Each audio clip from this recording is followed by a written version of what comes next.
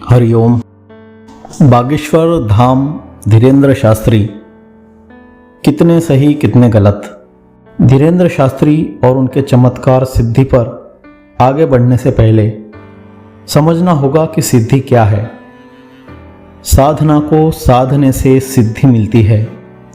व्यवहार की भाषा में कहे तो जिस विषय की हम प्रैक्टिस करते हैं वह विषय में हमें महारत हासिल होती है, निपुणता आती है, उसमें हम एक्सपर्ट बन जाते हैं। उदाहरण के तौर पर जैसे ड्राइविंग हो, गायन हो, वादन हो, जितना प्रैक्टिस करते हैं उतना उसमें निपुणता आती जाती है। ऐसे ही आध्यात्मिक क्षेत्र में त्राटक, प्राणायाम, योग या योग की अन्य क्रियाएं, कलाएं, ऐसे ही ध्यान, धारणा, समाधि आदि ऐसे अनेक अंग हैं जिसमें जो व्यक्ति जितना प्रैक्टिस करता है, जितना समय देता है, उतना उस विषय के अनुभव वो कर पाता है। उसमें कभी ऐसे भी क्रियाएं या अनुभव होते हैं जिसे सामान्य लोग चमत्कार समझ लेते हैं। अच्छा, चमत्कार करने वाले में भी मेरे ख्याल से 3 प्रकार के लोग होते हैं। एक मैजिशियन और माइंड रीडर आदि, जो वर्षों की अभ्यास के बाद ऐसे विलक्षण चमत्कारिक तरीके से अपनी कला प्रस्तुत करते हैं कि लोग अचंभे में पड़ जाते हैं, लेकिन इनमें उनकी पारदर्शिता होती है कि वह एक विद्या है और उसे सीखकर वे पैसे कमाते हैं और यह सबको पता रहता है। ऐसे लोगों के बड़े छोटे शो लोग पैसे देकर भी देखने जाते हैं। कि कोई फ्रेंड हो, सोच रहा है कि, पर आपने बोला कि रिलेटिव है जिसका नाम किसी को नहीं पता है। Think about the persons name. अरे यार सर, आपको सोचना पड़ेगा। ठीक है मैं सोच रहा हूँ। ओके, आंखें बंद कर दीजिए, दैट्स बेस्ट। आंखें बंद कर दीजिए। आप मेडिटेशन मत करो सर। नहीं कर रहा। इमेजिन करिए आपके सामने एक बहुत बड़ा स्क्रीन है, तो उस पर ये नाम लिखा हुआ आ रहा है। नाम में नंबर ऑफ लेटर्स गिनो। 6, 7, 6, 7 लेटर्स। नहीं, मैंने लिख दिया, मैंने छोड़ दिया। ठीक है, for the first time mic पे बताएंगे आप किसका नाम सोच रहे हैं। मतलब आपने पता लगा लिया। सर यहाँ पे लिखा हुआ। मैं सोच रहा हूँ निपुण। ओह शिट, ओह भाई साहब। दूसरे होते हैं इन विद्या का उपयोग करके कोई छोटे मोटे प्रयोग बताकर भोले भाले लोगों को प्रभावित करके उनसे फायदा उठाते हैं और अपना स्वार्थ सिद्ध करते हैं।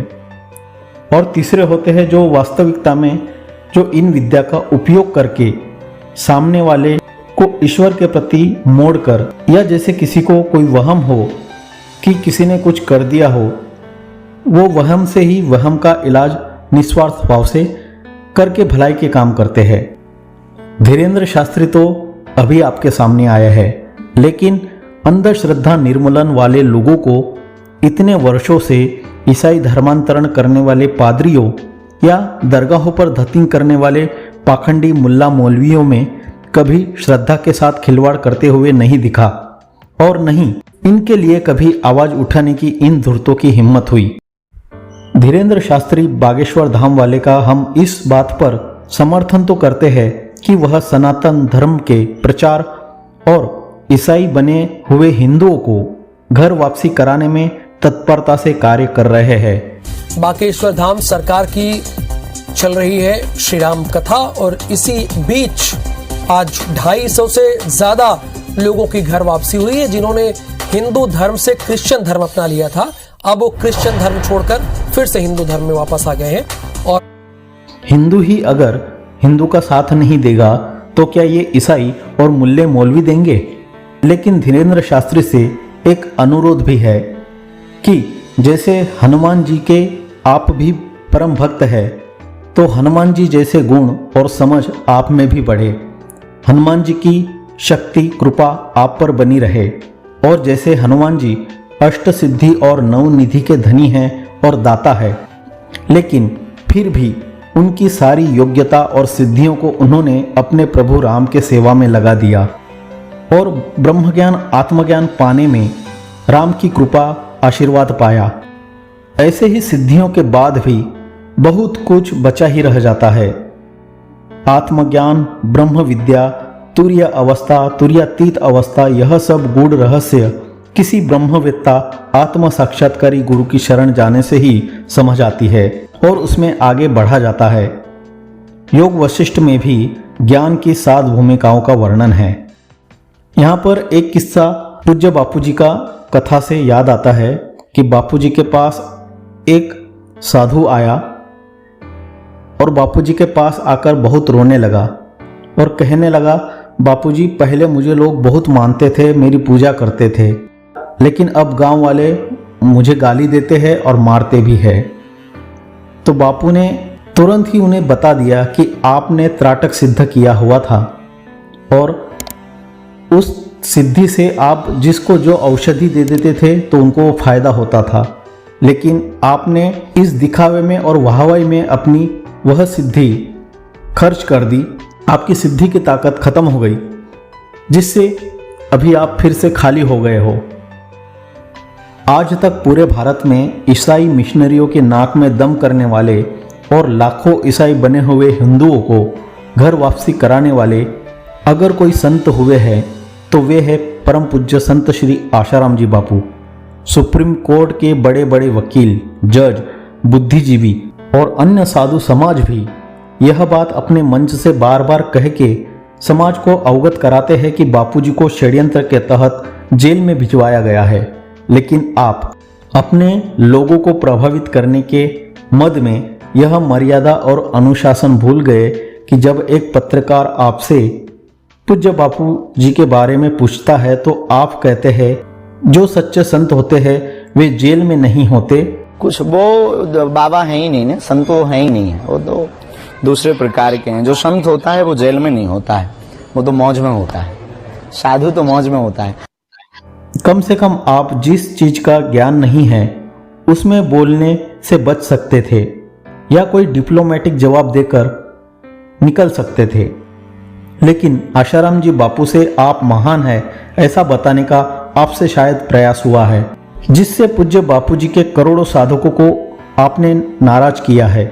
अगर आपको आपकी भूल महसूस होती हो तो बापूजी से और उनके करोड़ों अनुयायियों से और अन्य बापूजी के समर्थकों से आपको बेझिझक माफ़ी मांगनी चाहिए। इस विषय पर एक डेडिकेटेड वीडियो मानव बुद्धदेव चैनल पर अपलोडेड है, उसका लिंक डिस्क्रिप्शन में दिया हुआ है। आपके इस तरह के जवाब से हिंदू सेना के लोग भी आपसे नाराज है।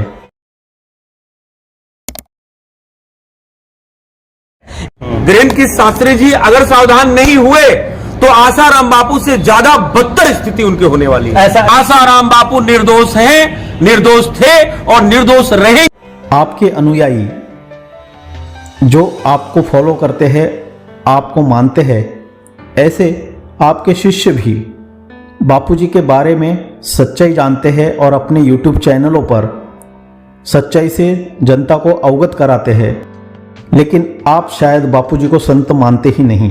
लोगों चरित्र, अगर किसी व्यक्ति को बदनाम करना हो, उसके खिलाफ समाज के अंदर असंतुष्टि की भावना का निर्माण करना हो तो सबसे इजीएस्ट वे होता है उस व्यक्ति का चरित्रहीन कर दो। उस व्यक्ति को उसके जीवन में एक बार चरित्रहीनता का दाग लग गया तो वो भले व्यक्ति साधु क्यों ना बन जाए, चरित्रहीनता का दाग कभी जाएगा ही नहीं। बेस्ट एग्जांपल इसके लिए कौन है? आसाराम बापू। जैसे ही मैंने नाम लिया, आप लोग के मन के अंदर, आप लोग के सबकॉन्शियस माइंड के अंदर रेपिस्ट की तस्वीर नजर आ रही होगी, है ना? लेकिन उन लोगों से पूछिए आसाराम बापू कौन थे जिन्होंने क्रिश्चियन धर्मांतरण को स्वीकार करने के बाद, वापस हिंदू धर्म में लेने के बाद क्रिश्चियन मिशनरियों के नाक में दम कर देने वाले आसाराम बापू थे। और क्रिश्चियन मिशनरी जब तक थे या आसाराम बापू जब तक थे, क्रिश्चियन मिशनरियों का धंधा पूरी तरह से बंद हो चुका था। पूज्य बापूजी से जो एक बार जुड़ गया या एक बार जो बापूजी से इंप्रेस हो गया, वो फिर अन्य किसी से या उनके चमत्कार से या सिद्धि से कभी इंप्रेस नहीं हो सकता। उनको यह पक्का पता होता है कि साक्षात भगवान भी प्रकट हो जाए तो भी गुरु की शरण में रहकर ही आत्मज्ञान हो सकता है। बापूजी के साधक आपका आदर सम्मान तो कर सकते हैं पर प्रभावित नहीं हो सकते। धीरेन्द्र शास्त्री जी के प्रोग्राम में जो चमत्कार से आम जनता प्रभावित होती है, उस तरह के चमत्कार प्रोफेशनल जादूगर और माइंड रीडर भी दिखा देते हैं। Correct?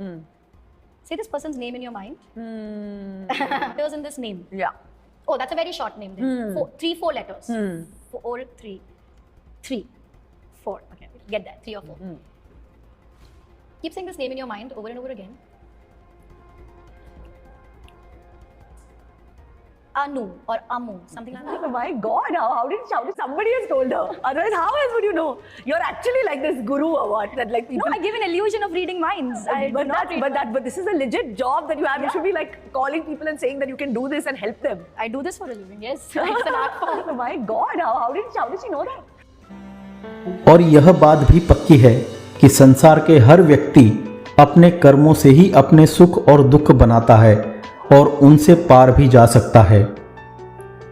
श्री कृष्ण हमेशा पांडवों के साथ थे, फिर भी पांडवों को अपना दुख सहन करना ही पड़ा। कृष्ण ने चमत्कार करके छूमंतर नहीं किया। श्री राम जी भी दशरथ जी के बेटे थे, फिर भी दशरथ जी रोते रोते संसार से गए। अरे खुद हनुमान जी भी इतने सिद्धियों के धनी राम जी की सेवा में थे, फिर भी राम जी को जीवन में सीता वियोग आदि दुख सहने ही पड़े। तो समझदार विवेकी जनता को यह बात पक्की समझ लेनी चाहिए कि दुख से पार होने के लिए आपको आत्मज्ञान के रास्ते पर ही चलना पड़ेगा और उस रास्ते की खबर जिसे हो ऐसे आत्मवेत्ता ब्रह्मज्ञानी बापू जैसे संतों की ही शरण में आना पड़ेगा। जी हाँ, धीरेन्द्र शास्त्री जी जेल जा सकते हैं क्योंकि ईसाई धर्मांतरण पर रोक लगाने का उनका प्रयास जारी है, जिसकी हम प्रशंसा करते हैं। लेकिन ईसाई मिशनरियों के रास्ते में सबसे बड़ा रोड़ा बनने वाले पूज्य आशाराम जी बापू पर अनेक वर्षों से प्रयास करते करते विफल होने के बाद आज वो बापू जी को जेल में डालने में सफल दिख रहे हैं, तो आप पर भी यह खतरा बना हुआ है। बजरंगबली आपको धर्म की रक्षा के लिए और विधर्मियों का नाश के लिए और ऐसे कार्य करने में हिम्मत और शक्ति दे। लेकिन इस बात से भी आप सावधान रहे कि बापू जैसे बापू को भी इन्होंने तकलीफ पहुंचाई है, तो आप पर भी कोई लड़की किसी की हत्या या कुछ भी स्टोरी बनाकर आप पर भी षड्यंत्र ये विधर्मी कर सकते हैं।